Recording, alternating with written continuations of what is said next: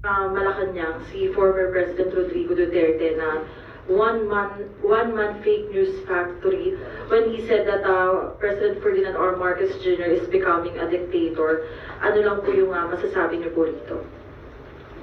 Well, ako dun sa statement, ang hirap po talaga eh. Parang I'm leaning towards that statement na parang factory sila ng fake news, pati yung mga data nila, pati yung mga rally nila, para talagang parang ang tawag dito, parang literally factory ng fake news. Kumbaga, tapos pag hinold sila accountable ng tao, kakambyo naman sila na joke lang daw yun. Parang nagmumukha tuloy silang joke eh.